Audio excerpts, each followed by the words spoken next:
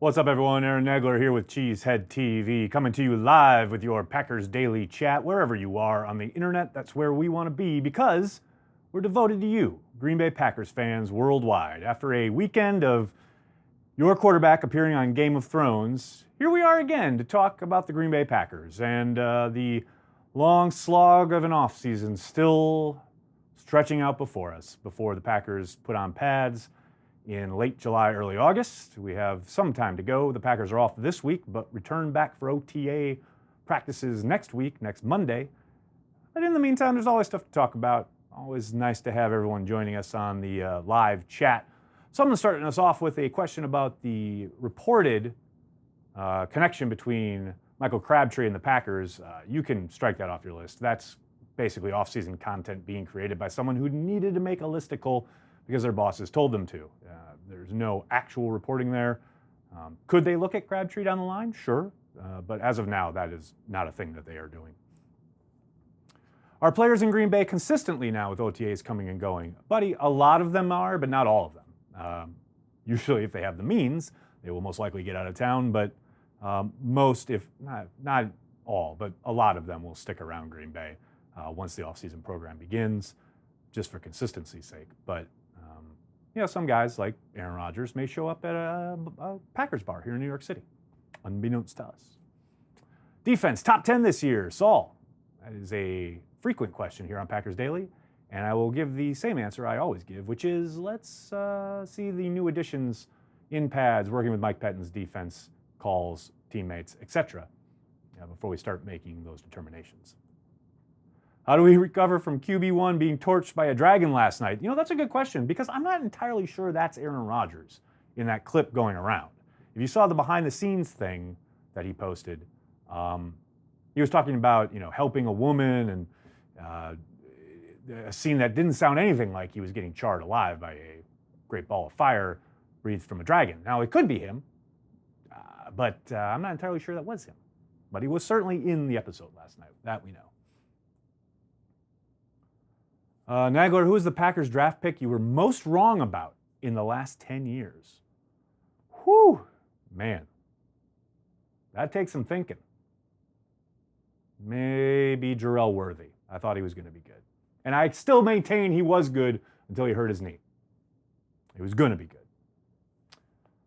good. Bleacher Report ranked our defensive line as one of the top coming into this next season. Do you agree? The potential is there, absolutely. I think any line anchored by Kenny Clark and Mike Daniels has the potential to be excellent. You throw in the rest of their talent that they've added, including, not to be completely forgotten about, the guys on the outside who will kick inside on obvious passing downs, whether that's Zadarius Smith or their first-round pick, Gary.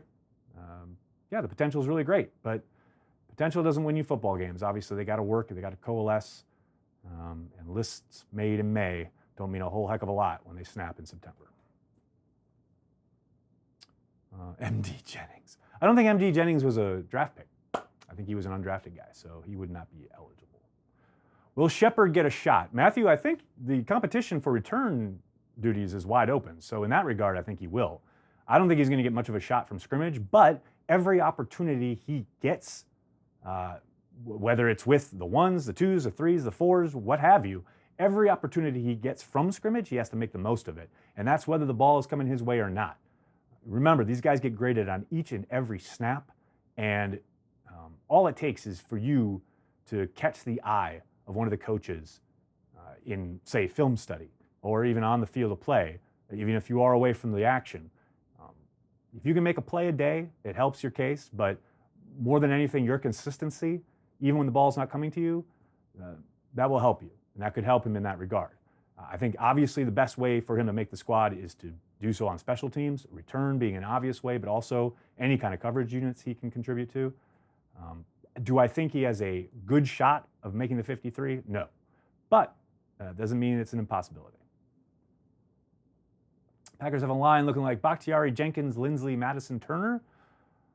If a couple people go down, I think it's much more likely it starts with Bakhtiari, Taylor, Lindsley, Turner, Bulaga.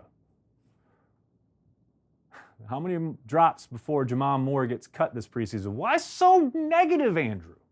It's May. Let's build the kid up. That said, 4. No, I'm kidding. I don't think he's going to get cut no matter how many he drops this preseason. They've got a 4-year commitment in the kid. Let him build something this summer. Is Fackrell good? Sure. Yes. Situationally and or in support/depth roles, yeah, I think he is. Do I want him as our frontline starter? No. But I think you saw the possibilities last season. You saw how, given some certain situations, certain matchups, he can be really effective. What's the deal with the Three Stooges, a.k.a. Dunn, Silverstein, and McGinn? Probably getting their sources from the Browns, ? Either way, since the turnover, the three, have really had it in for the new regime. I would disagree with that characterization. I think, obviously, they probably have sources in Cleveland and or other places where people have moved on from Green Bay. There's no doubt about that. But I don't think they have it in for the new regime. I think they're trying to look at it from all angles. Now, maybe it's not rah-rah enough for you, and that is fine. I understand that. But it's not like they are sitting there actively trying to bring the place down. Matthew, how screwed are we if A-Rod goes down? Matthew, very. Have you seen Kaiser play? But, who knows? Maybe the defense rises up and actually keeps them in a few more games, and they play ball control, and LaFleur's system helps Kaiser and keeps the ball out of his hands, and they run the ball a lot and give him some really easy completions on some boot action. Who knows? Maybe they don't completely fall apart and completely blow up like they did every time Rodgers went down under Mike McCarthy. It's a new day, so we can only wait and see. But mostly, yeah, they're screwed. Make or break year for BJ Raji. I love it. That's a BJ Raji question. Is always a good time to throw it to Twitter and see what's going on in the old tweet machine. Jonathan starts us off with, tackling has been a struggle on defense for several years. From what you can tell, have we acquired better tacklers on defense this offseason through free agency and the draft? Yes. Can you have anonymous sources on the next Nagler's Never Right? Seems like he knows everything that's going on.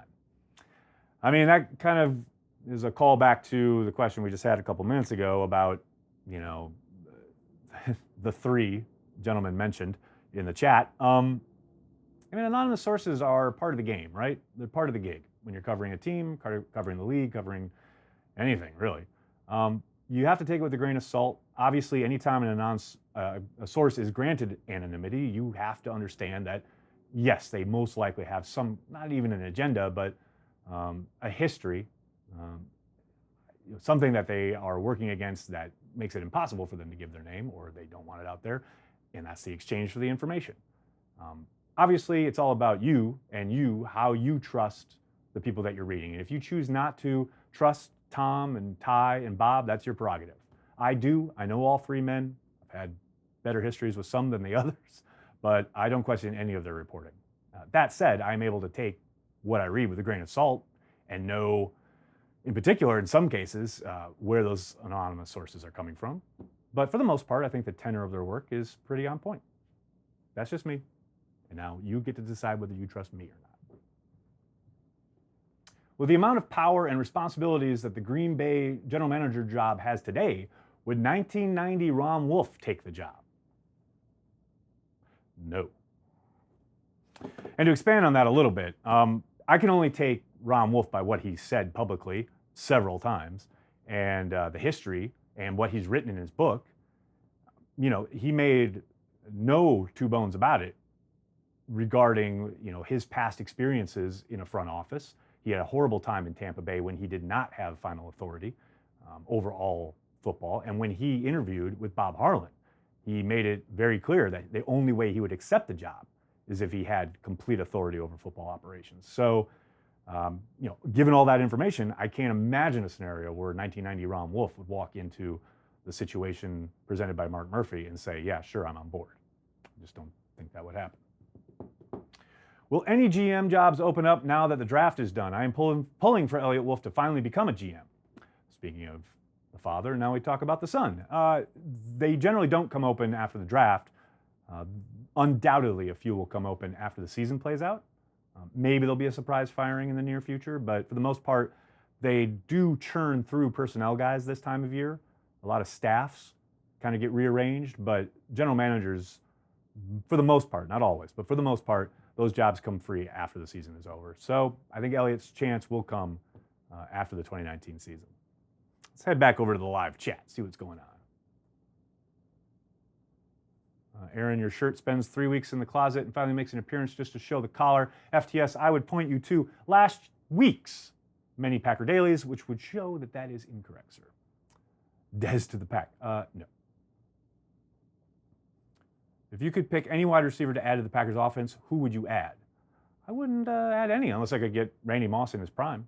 But I think they're pretty good at that position right now.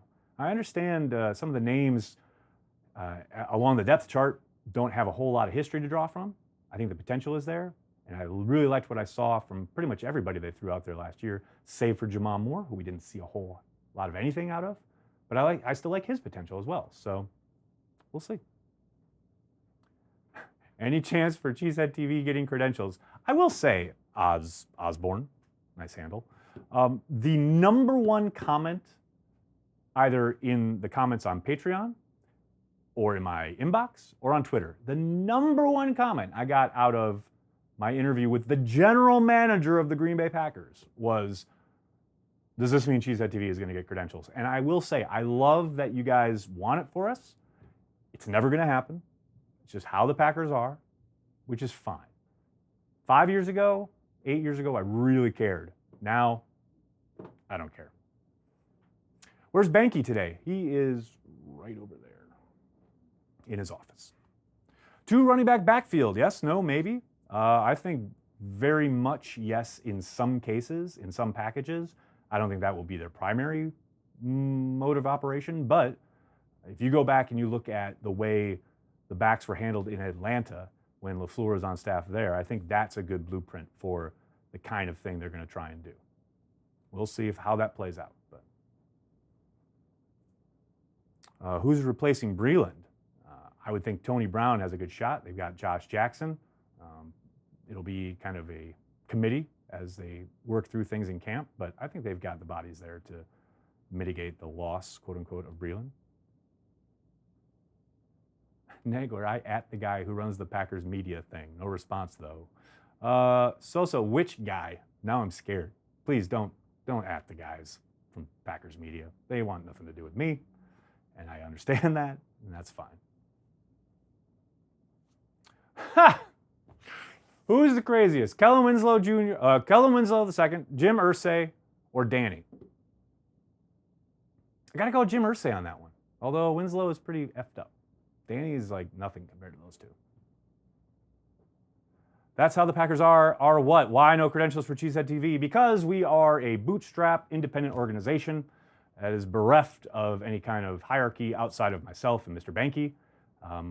And they only credential accredited news organizations, which somehow The Athletic has risen to, even though the only difference between them and us is they have, seed money. They have capital from angel investors, etc., funding rounds, whereas we just kind of make this up as we go and get money from places like Ticket King, which, by the way, if you need tickets, check out the Ticket King. Go to cheeseheadtv.com. There's a link right on the homepage. They've been around since 1992. They're located right across from Lambeau Field.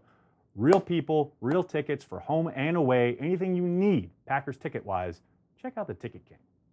Maybe someday it'll help get Cheesehead TV credentials, although I doubt it. Let's see what we got here. Will the Packers ever be on Hard Knocks? I'll tell you what, not so Slim Shady Moreno. Nice handle again. I'll tell you what, if they miss the playoffs this year, they are absolutely in the mix. Because this year they got out of it because they hadn't made the playoffs for 2 years, but they had a new head coach, so NFL couldn't pick them. But I tell you what, if they miss the playoffs again, I will be shocked if they're not on Hard Knocks. Because it was never going to happen when Ted Thompson was in town and they were making the playoffs. Now he's gone. Murphy's there. He can't do a pushback against the NFL on this. It's the rules. You miss the playoffs 2 years in a row and you don't have a new head coach, You are automatically in the running. You are automatically eligible. And don't think for a second that HBO wouldn't be saying, yes, I want access to Aaron Rodgers, please. So there you go.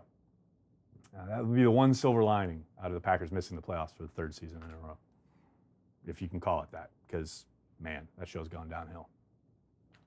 Can I get Ticket King if I don't live in Green Bay? Craig, absolutely. Go to cheeseheadtv.com, click on the link right there in the middle of the homepage. Are you buying what, quote, anonymous sources are saying about friction in the Packers front office? Deborah, that's what I was talking about a little earlier in regards to having to take things with a grain of salt. Now, that said, I can't imagine anything in regards to the transition from not only the hiring of Brian Gutekunst, but the firing of Mike McCarthy and the selection of Matt LaFleur. I can't imagine that was ever going to be a smooth process. They talk about friction. Obviously, a lot of that centers around Russ Ball. And as I put on Twitter last week, I know people inside the building who both love and dislike him. I know people outside the building who both love and dislike him. Never in a million years has there been a corporate entity that everyone gets along and everybody's great.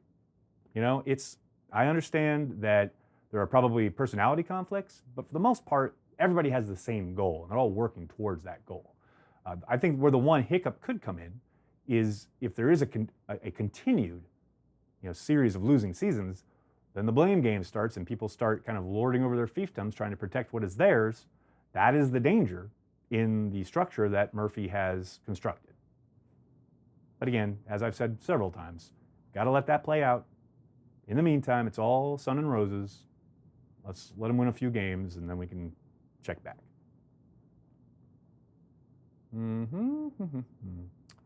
If you could get a beer sponsor, which brand would it be? The one with the biggest checkbook. That's the one. Excited to see MVS in LaFleur's offense. Mike, as am I. I think we've talked about it here a lot. He's got an incredible upside athletically. I think he's going to fit big time with what they want to do downfield. Ball in his hand, after the catch, everything. I'm really excited to see it. Do you expect more from J.K. Scott now that a younger player has a better coach? Well, we're assuming it's a better coach, and I know there's not a whole lot of room to get worse, but we're assuming that this is a better coaching situation. Never really know. We'll find out. But yes, I think possibly more consistency, which is I think the big thing we need out of J.K., is a distinct possibility here. It seems like so much smoke in Packers drama centers around Russ Ball. Isn't it time to move on from him? I would vehemently disagree with that. I think he's very good at his job.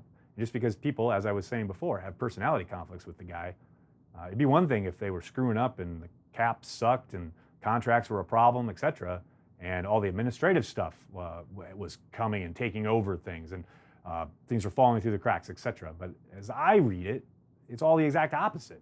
Russ Ball dominates in all those areas, which allows other guys like Gutekunst to concentrate on his job, which is picking players, and LaFleur to concentrate on his job, which is coaching them up. That's just me. Is Wilkerson gone for sure now? Brendan, I wouldn't say for sure, but most likely.